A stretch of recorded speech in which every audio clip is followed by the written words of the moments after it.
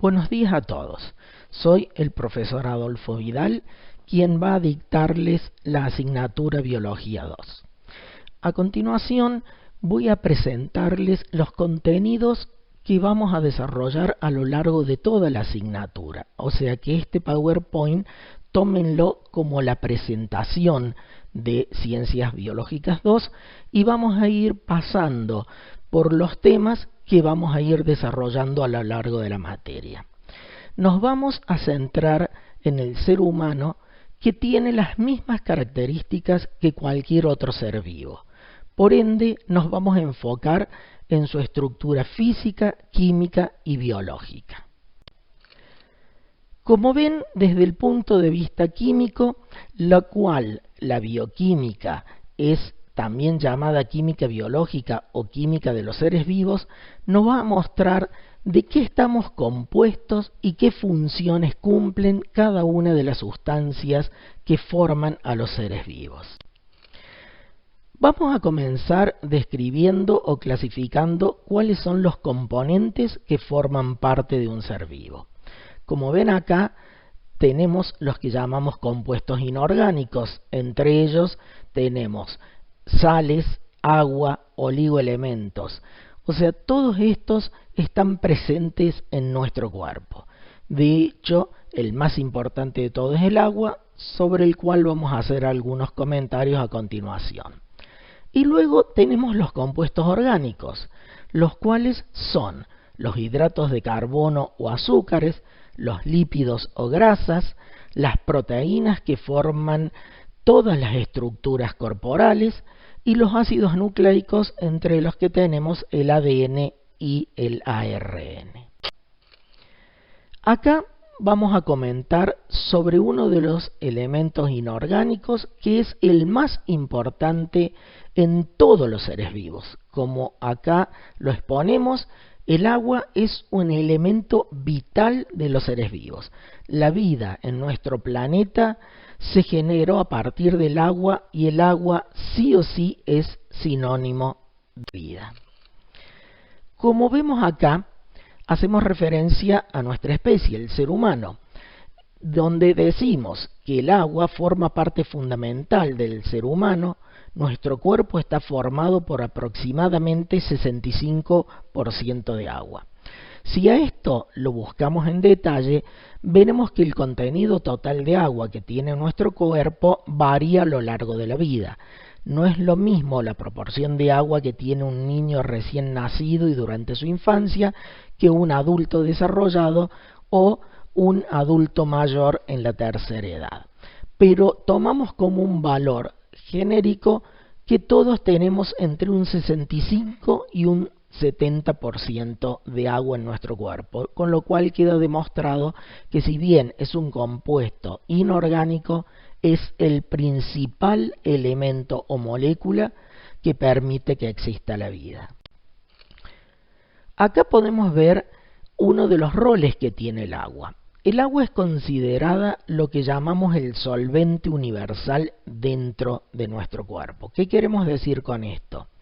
Que ella forma parte de las soluciones biológicas, la cual sabemos que toda solución está formado por un soluto y un solvente. Los solutos son aquellos que se disuelven en los solventes y en nuestro organismo el principal solvente o medio sobre el cual encontramos disueltos cualquier tipo de sustancia en los diferentes medios de nuestro cuerpo es el agua. Esas soluciones acuosas pueden clasificarse como verdaderas, coloidales o electrolíticas. Verdaderas hace referencia a que simplemente el hecho de que un soluto se disuelva en el solvente hace que sea llamada solución verdadera. Solución coloidal es aquel tipo de solución en la cual el soluto son proteínas que se disuelven en agua y en consecuencia, en este caso, esas soluciones toman una consistencia gelatinosa que químicamente es llamada coloide. Por eso a este tipo de soluciones las llamamos coloidales. Y por última, como parte de los elementos que se disuelven en una solución, son electrolitos o iones que implica elementos con carga eléctrica, eso hace que la solución sea denominada electrolítica, que quiere decir que esta solución puede conducir corrientes eléctricas. Todo esto en su momento será visto cuando hablemos del tema membrana y expliquemos cómo nuestro cuerpo y todas nuestras células se comunican por corrientes eléctricas a través de estas soluciones electrolíticas. Acá vamos a ver cómo uno de los elementos fundamentales para un ser vivo es lo que denominamos medio interno. Entre ellos tenemos el concepto de pH o potencial hidrogenión. También se conoce con el nombre de potencial hidrógeno. ¿De qué se trata esto? Que las diferentes sustancias pueden comportarse de las siguientes maneras. Pueden ser sustancias neutras, ácidos o bases.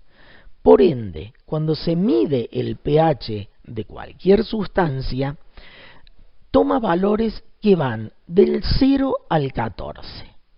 Por ende, el punto medio es 7, que es aquellas sustancias a las cuales denominamos neutras. ¿Qué son los ácidos? Los valores menores que 7, comprendidos entre 0 y 7, y que decimos que son sustancias que tienen la capacidad de ceder o liberar iones hidrógeno. Todo esto se va a ver cuando desarrollemos específicamente este capítulo. Y por el otro lado tenemos las sustancias que tienen un pH mayor que 7, las cuales son denominadas bases y que son aquellas sustancias inversamente en relación a los ácidos, que implican que son las que tienen la capacidad de captar iones hidrógeno. Acá tienen diferentes elementos que tienen distintos pH. Luego, cuando desarrollemos esto específicamente, vamos a tratar en detalle. Esto, sacando más allá de los ejemplos que figuran acá, pueden ver cómo en el punto 7, que es neutro, ahí se encuentra, por ejemplo, el agua, un elemento muy conocido que es una base y que tiene un pH más cercano a 14, es el caso de la lavandina. Y hacia el otro lado, ácidos podemos tener desde el vinagre, el limón, ácido clorhídrico en el estómago, o sea, una gran variedad de sustancias que se comportan, como acabamos de decir, como bases, como ácidos o aquellas que tienen un equilibrio entre todos sus iones hidrógenos, son las denominadas neutras. De acá surge el concepto de equilibrio ácido-base, pH de los principales medios corporales, el pH de la sangre, y cuando hay desajustes en el pH de la sangre, tenemos los casos que denominamos acidosis y alcalosis, respiratorias y metabólicas. Insisto, esto es una introducción para ver los temas que vamos a ver a lo largo de la asignatura. Todo esto forma parte de diferentes capítulos en los cuales se desarrollarán y se explicarán extensamente.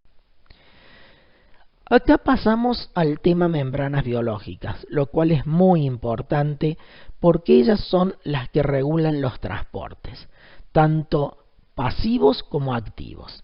¿Qué es un transporte pasivo? Que implica sustancias que atraviesan las membranas celulares, ¿sí?, del medio intracelular al medio extracelular o viceversa, del medio extracelular al medio intracelular.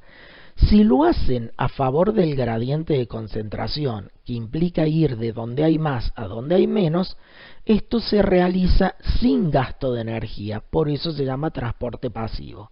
¿Cuáles son los principales transportes pasivos? Difusión y ósmosis.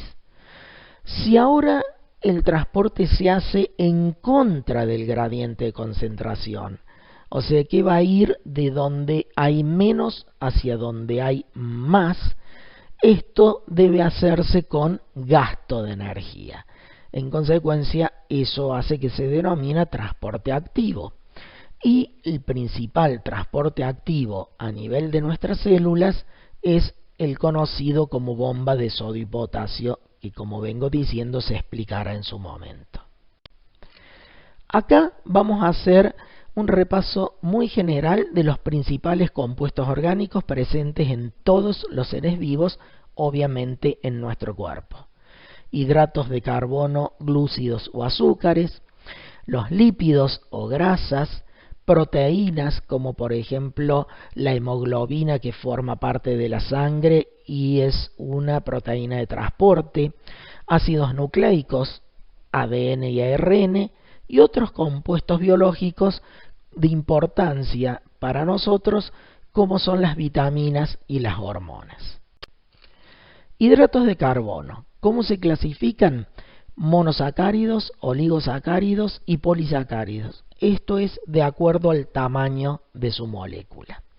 Todos ellos serán explicados cuando veamos el capítulo referido a los compuestos orgánicos. Entre ellos, el más importante de todo es la glucosa, también denominada azúcar de la sangre. Como ven acá, es el primer o principal combustible intracelular. Es el que realmente nos provee la energía interna de las células. Acá también podemos observar el concepto de glucemia, por ende medimos la glucosa en sangre. Lípidos o grasas, como le dije hace un rato, surgen de la unión de dos compuestos. Uno denominado glicerol, el cual se une a diferentes ácidos grasos. Son la principal fuente de energía en forma de reservas.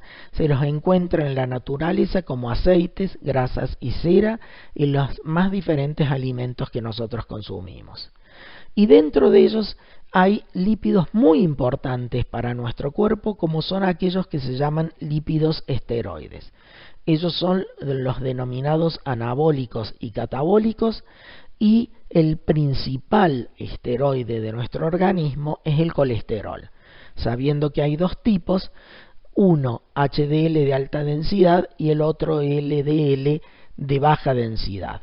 Son los que en su momento veremos que cumplen distintas funciones en nuestro organismo.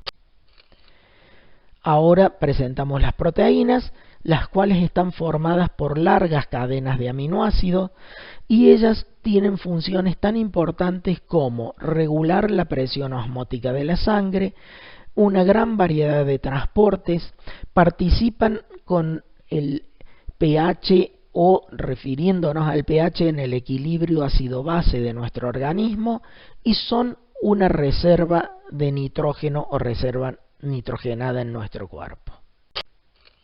Ácidos nucleicos, como ya hemos mencionado, ADN y ARN, o sea, son los componentes del núcleo celular que tienen lo que llamamos la información genética. ¿Cuál es su principal función? La síntesis de proteína.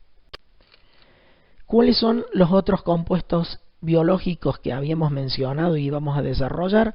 El caso de las vitaminas, las cuales se clasifican en liposolubles, la A, la D, la E y la K, que son las que se disuelven en las grasas, y las hidrosolubles, o aquellas que se disuelven en el agua, vitaminas C y B. Y luego tenemos las hormonas de nuestro sistema endocrino, las diferentes hormonas que son secretadas por las diferentes glándulas.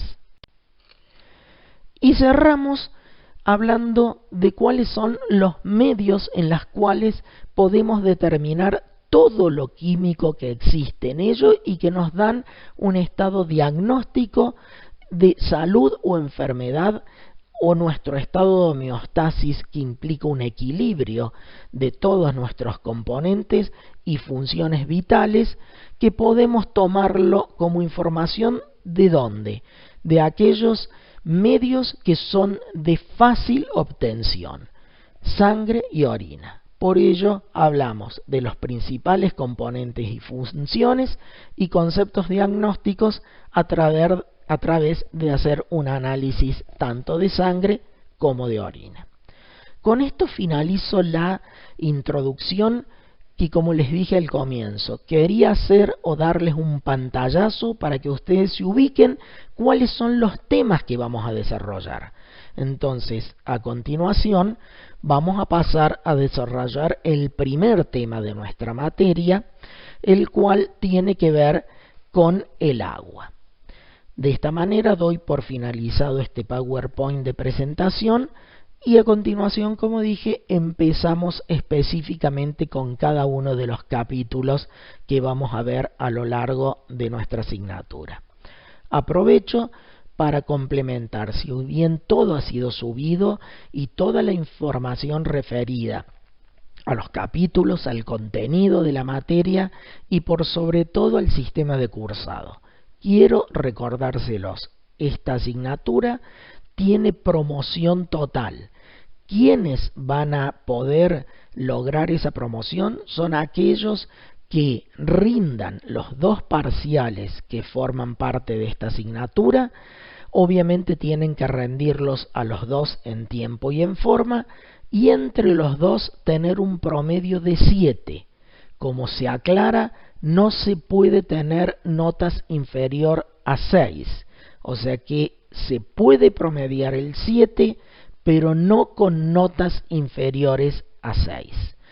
Todos aquellos que logren un promedio inferior a 7, o sea, entre 4 y 7, quedan regulares y podrán rendir la asignatura en los exámenes o fechas de exámenes que dispone la facultad. Y los que no logren ese promedio de 4 o no rindan los parciales, quedarán en condición de libres. Con esto doy por finalizado, como dije, esta primer parte o presentación, y luego a continuación encontrarán el material en el cual empezamos a desarrollar la materia.